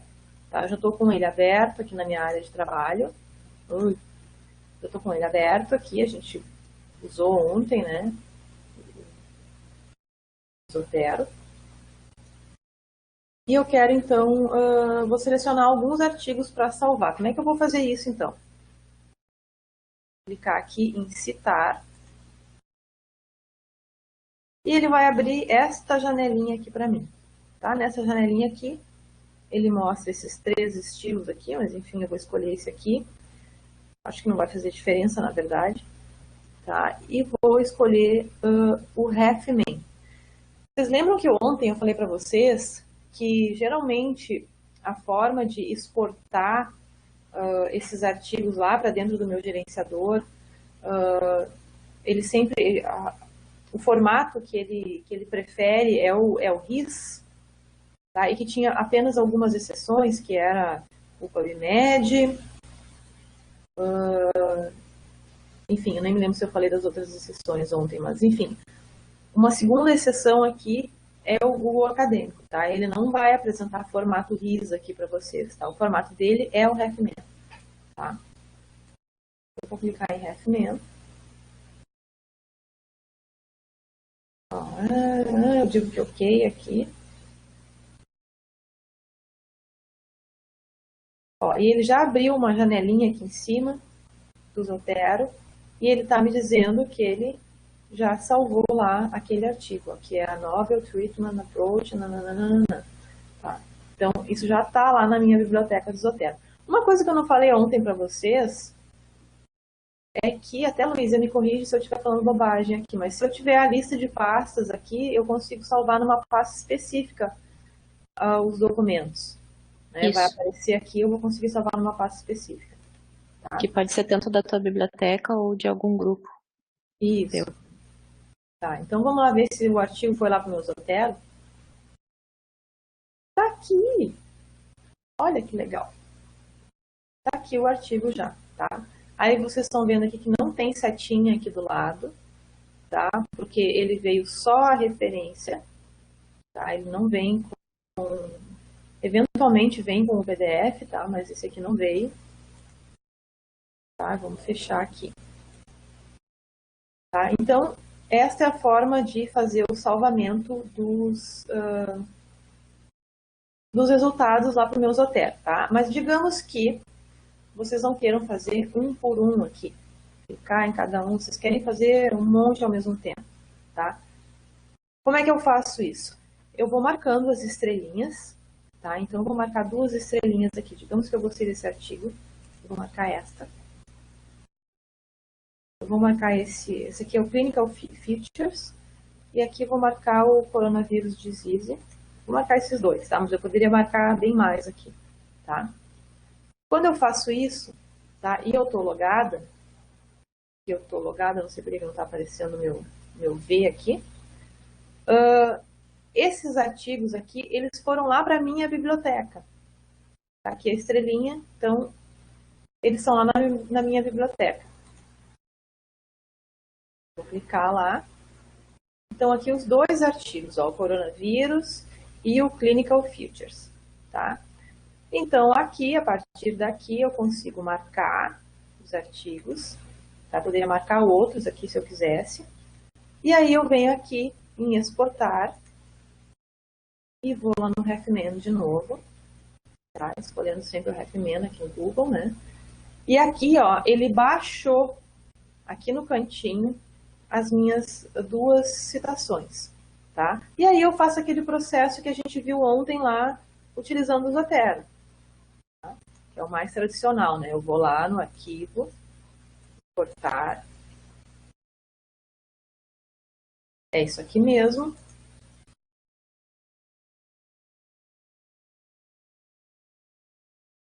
Aquele arquivinho lá provavelmente vai ir para a pasta de downloads, tá? Eu já estou aqui na pasta de downloads.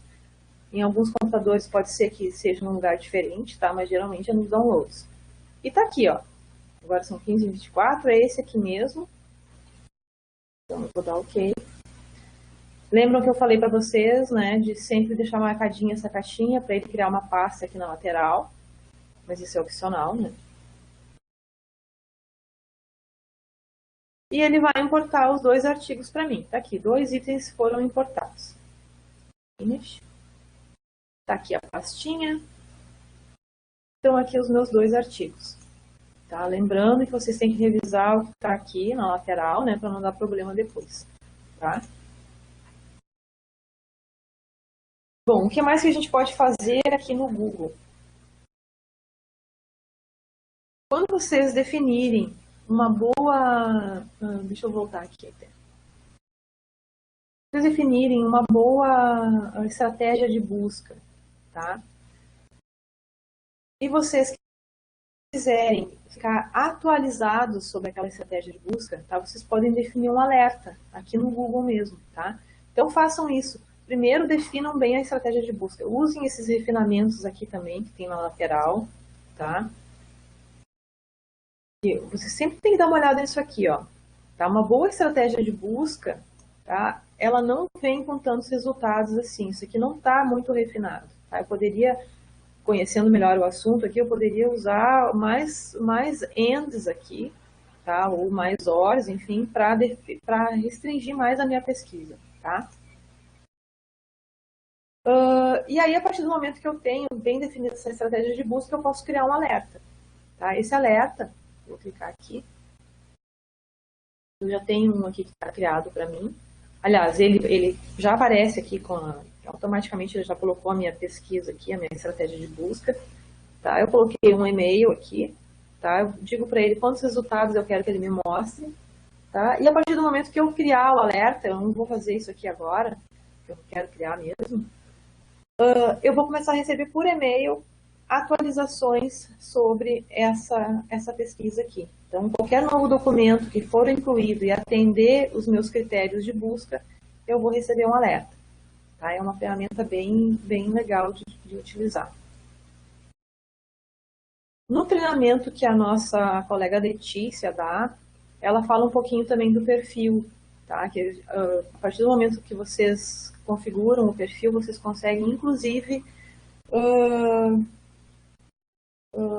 saber quem está citando vocês, tá? Aqui pelo Google, tá? Mas isso aqui é uma coisa mais específica, quem ministra essa parte é a colega Letícia, tá? Nos cursos de pesquisador 1 e 2 lá que ela dá.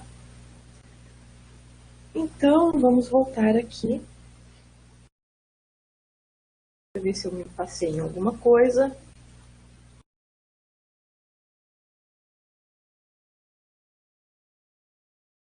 Tem também a busca avançada, tá? Do Google. Pesquisa avançada, tá? Então, vocês viram, eu cliquei aqui no sanduichinho aqui, né? Os 3 risquinhos aqui, tá? E venho aqui na pesquisa avançada. Ele abre essa janelinha aqui, tá? Então, aqui, gente, é legal que vocês conheçam lá os operadores booleanos, né? Porque os operadores booleanos podem ser usados em outras bases de dados. Tá? Mas o Google aqui ele oferece essa caixinha aqui que facilita um pouco a vida de vocês também. Tá? Então eu quero encontrar artigos com todas as palavras. Tá? Aí eu nem precisaria usar o AND aqui. Tá? Ou com uma frase exata, eu poderia colocar aqui, não precisaria usar as aspas. Tá? Com no mínimo uma das palavras, enfim, tem uma série de de campos aqui que ajudam vocês a montar essa busca, tá? Então, é uma dica que a gente dá para vocês do acadêmico. E geralmente nas bases de dados, deixa eu até abrir aqui uma das bases de dados que a gente tem acesso. Eu vou abrir a Scopus, que é a mais, eu acho a mais simples.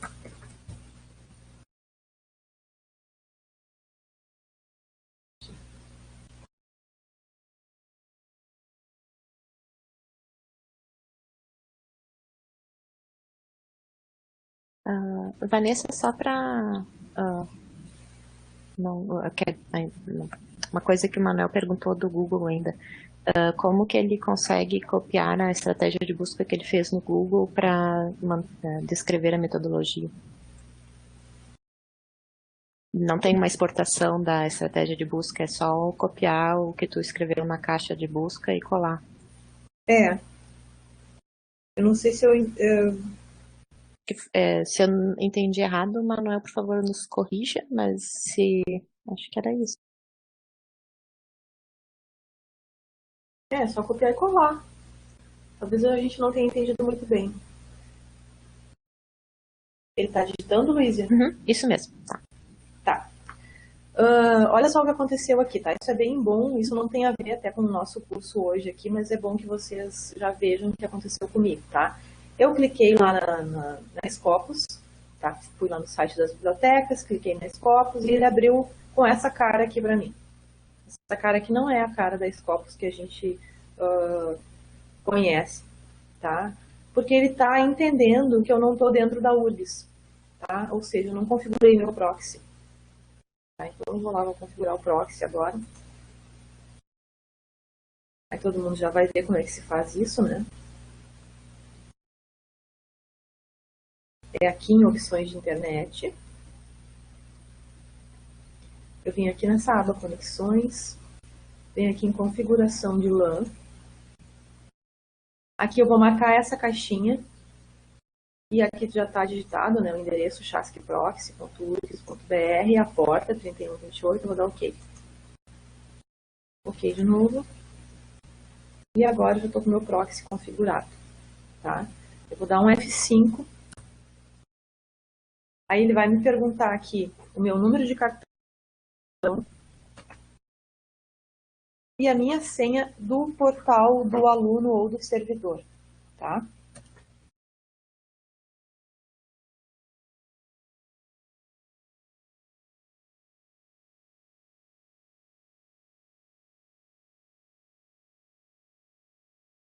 Ele não reconheceu ainda, não sei porquê. Deixa eu fechar, vou abrir de novo.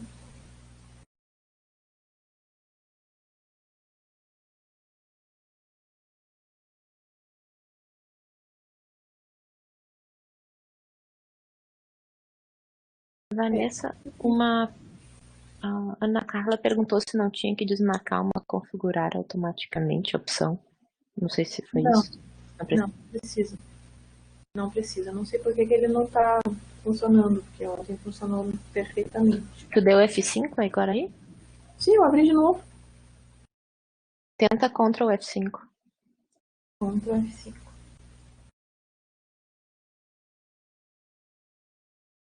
Porque ele tinha que pedir o teu login, né? Ah, ele pediu o login, eu coloquei a senha. Ah, é? Ah, tá, desculpa. Mas espera aí, vamos tentar uma outra base de dados aqui. Vamos ver uma outra qualquer. Os copos aqui.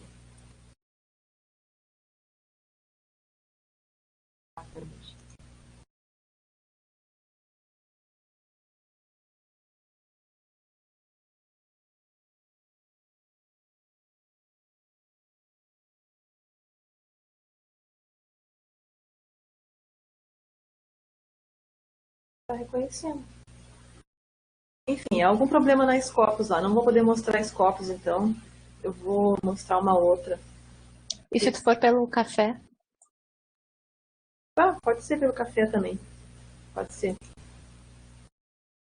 Vamos mostrar o que é o café para o pessoal, então. Que a gente chama de café, né? E aqui.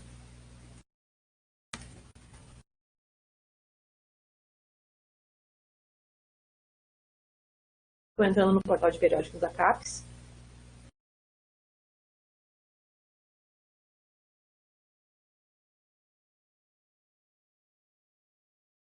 E vou configurar o acesso do café. A gente chama de café, né, gente? Mas eu acho que não é assim que se fala. Tem uma xícara ali, então. Tem uma xícara. Para mim não tem um assento, mas para mim é um café. Tá? Então aqui eu vou digitar a sigla, né, da minha unidade, da minha universidade, Universidade do Rio Grande do Sul. Tá aqui. Enviar.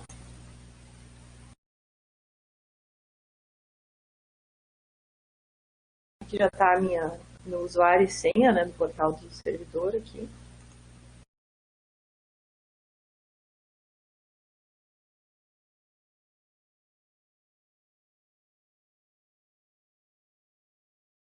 Tá? E agora eu vou lá buscar a base de dados. Vou digitar aqui Scopus.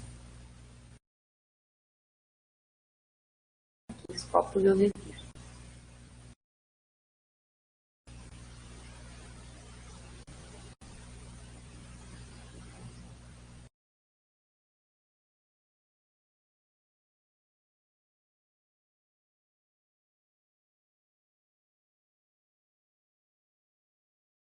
Essa é uma outra forma de acessar, tá, gente?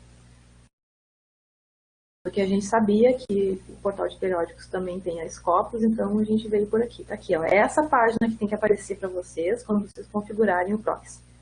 Tá, isso aqui pode fechar.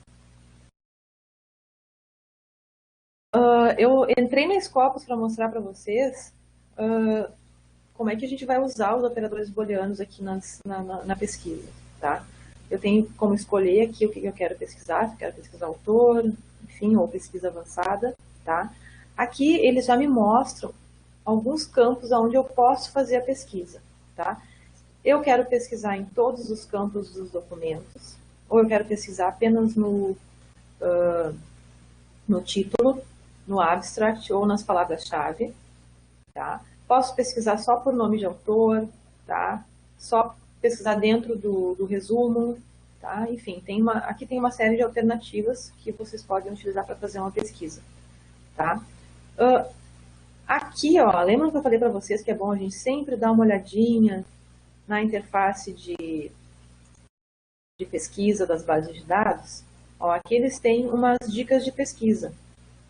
Tá? Eu vou abrir uma outra janela lá, mas por enquanto aqui eu vou fazer uma pesquisa bem simplesinha de novo, o coronavírus, que deve ter bastante coisa.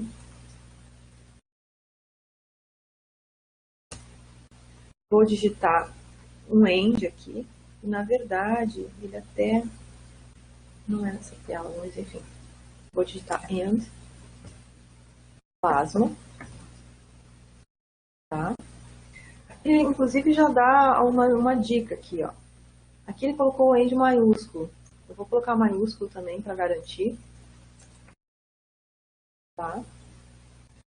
E vamos fazer a pesquisa. Trâmite.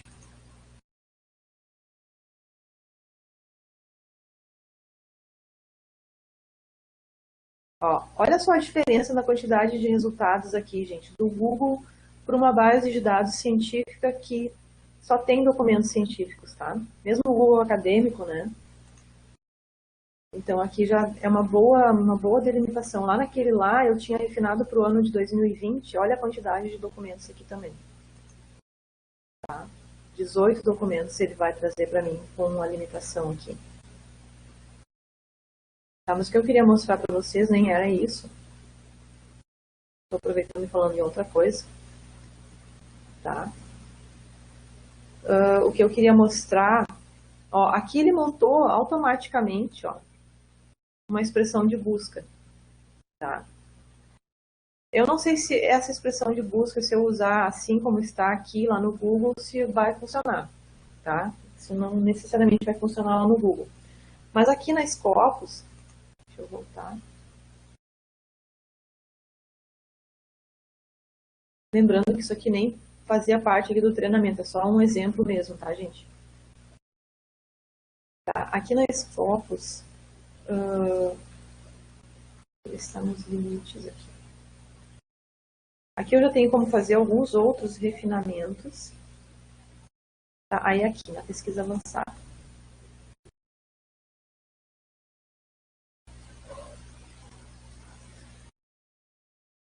Ó, aqui ele nos ajuda a montar a expressão de busca.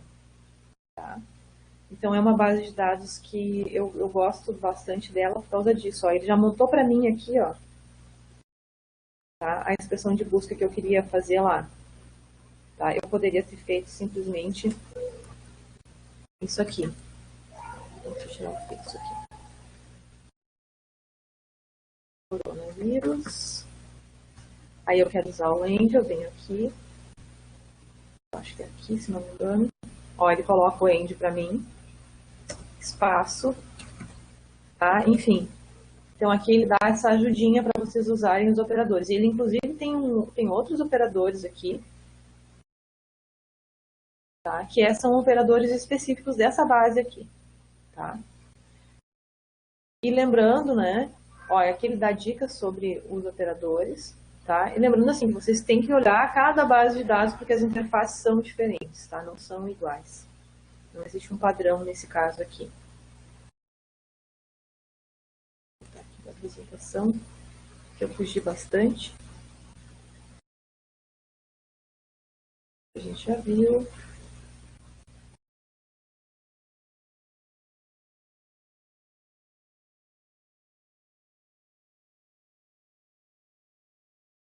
Tá, e agora a gente vai então para a parte de salvar os documentos no gerenciador, né? A gente já viu lá no Google, eu já fiz isso na verdade, né? Eu vou só repetir isso aqui, eu sei que o pessoal que estava ontem no curso já viu, né? Mas como tem gente nova no curso hoje, tá? Então eu vou falar rapidamente dos gerenciadores, tá? Existem vários tipos de gerenciadores de referências, tá? Os gerenciadores, com eles a gente consegue inserir citações e referências no nosso trabalho acadêmico, tá? No nosso TCC, na nossa tese, dissertação, artigo, enfim, a gente consegue inserir citação e referência de forma automática, tá? E também consegue uma série de outras, ele tem outras funcionalidades também que ajudam vocês a organizar os documentos. No sistema de bibliotecas da URGS, a gente tem ministrado cursos de Zotero e de Mendeley, tá? Mas a gente também tem à disposição o EndNote Basic, como o nome diz, é bem basic, nós não recomendamos mais o EndNote. Tá? A gente tem recomendado mesmo o Zotero, porque o Mendeley deu muitos problemas no ano passado, então a gente tem recomendado só o Zotero. Tá?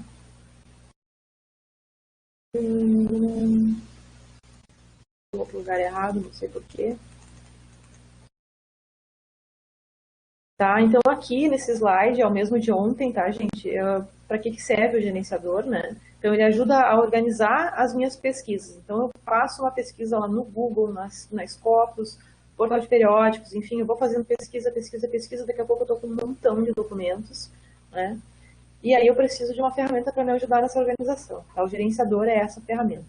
Tá? Ele vai ajudar nessa parte de fazer anotação nos documentos, tá? Fazer comentários nos documentos. Também eu consigo compartilhar esses documentos com colegas, tá? Mas o carro-chefe desses gerenciadores é isso aqui, tá? Formatar a citação, inserir citação no trabalho, de acordo com o estilo que eu estiver usando, pode ser a BNT, pode ser Vancouver, pode ser a APA, pode ser Chicago, enfim, tá? O estilo da revista para onde eu vou mandar o meu artigo, não importa. Eles têm quase todos, eles têm mais de 8.000 estilos de citação, tá? E na geração automática de lista de referências, tá? Ele faz isso de forma automática. Isso é uma coisa bem legal dos gerenciadores. Tá? Que a gente diz que isso é uma mágica, né? Porque com apenas alguns cliques a gente vai conseguir fazer isso. Então, inserir a citação no texto. Opa! Inserir a citação no texto. E depois, no final, inserir a lista de referências. Tá? Aqui tem o comparativo entre os gerenciadores, para que vocês olhem depois com calma isso aqui, para que vocês consigam decidir qual é o melhor gerenciador para vocês, tá? Mas eu friso, né, que o Mendeley o ano passado deu muitos problemas, a gente ainda tem colegas que estão ministrando o Mendeley, eu acho que a gente vai ministrar ainda algumas vezes, porque tem muita gente que usa o Mendeley, Mas, né, o Mendeley estava com esses problemas, então a gente ficou com um pouco de medo de continuar dando muito foco ao Mendeley, tá? Bom, aqui a gente já fez, a gente já salvou, isso aqui a gente já viu, tá? Ah, uma coisa que eu não falei para vocês foi isso aqui, tá? Numa lista de resultados, vou pegar aqui do Google de novo, tá? Se eu já tiver o meu plugin do Zotero instalado, eu posso simplesmente usar o plugin do Zotero, tá? Aquelas coisas que eu mostrei para vocês aqui, de usar aqui a citação, essa ferramentinha aqui, né? Tudo isso se eu não tiver o plugin do Zotero instalado. Porque se eu tiver com ele instalado, eu vou clicar aqui, ele vai fazer a leitura dessa tela e eu vou escolher os artigos que eu quero mandar lá para o meu Zotero, tá? É bem fácil. Então, é bem mais fácil, na verdade, usar aqui o plugin, tá? Alguma dúvida, gente, até aqui?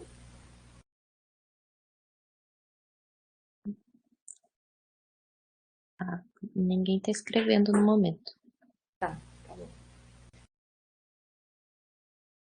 Vamos pra cá.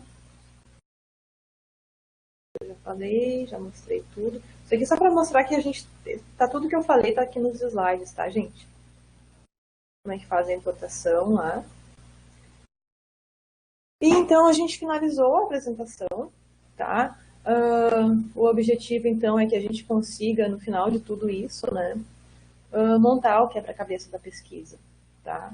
Reunir as peças e criar, então, o nosso trabalho acadêmico, tá? Muito obrigada, tá? Eu acho que hoje até me estendi um pouco mais do que o normal. Aqui os nossos contatos, tá? Dúvidas, então, podem mandar e-mail para nós, a gente está trabalhando durante esse período, né, respondendo por e-mail as questões de vocês. Vocês podem também entrar em contato com as bibliotecas dos cursos de vocês, tá? Tem alguma coisa para acrescentar, Luísa? Eu já mandei o link, por favor, nos avaliem. Ai, Que a gente ainda está aprendendo a fazer a apresentação por MConf, principalmente. isso. Não esqueçam da avaliação, então. Deixa eu voltar lá para minha tela do MConf. Eu vou descompartilhar aqui. Deixa eu botar lá no último slide. Assim, as outras atualizações. O treinamento de hoje vai ficar disponível, acredito que no final da semana, no mesmo site do Super 8, do dia de hoje. O dia de ontem, acho que amanhã ou depois eu já vou conseguir incluir. E o que a gente tinha falado para vocês ontem, que ia ter o tutorial de como instalar o Zotfile, já está disponível. E acho que agora a gente fica aqui disponível para as dúvidas. Isso, agora a gente fica aqui conversando, então.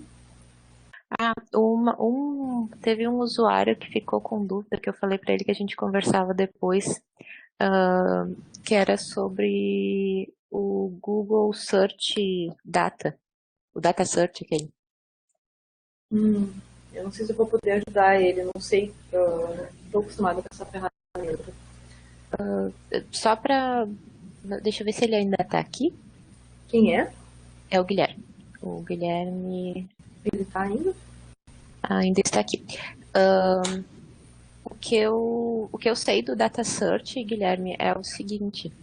Ele é uma base de dados para dados primários, digamos assim. Dados de pesquisa. É dados de pesquisa. Então,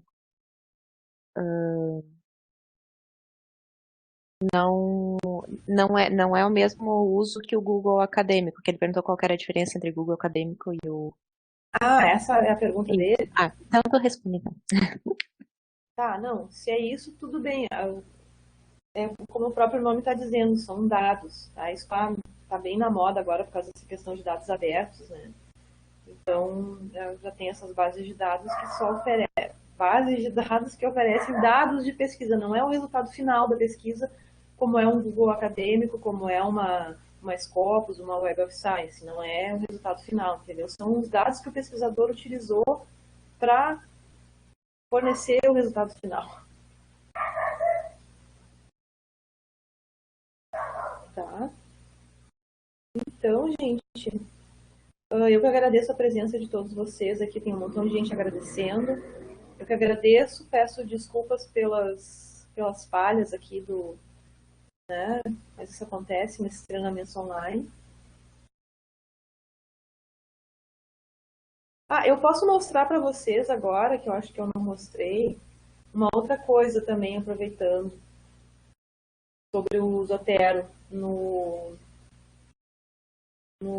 Drive. Tá? Eu vou entrar lá e vou mostrar, então.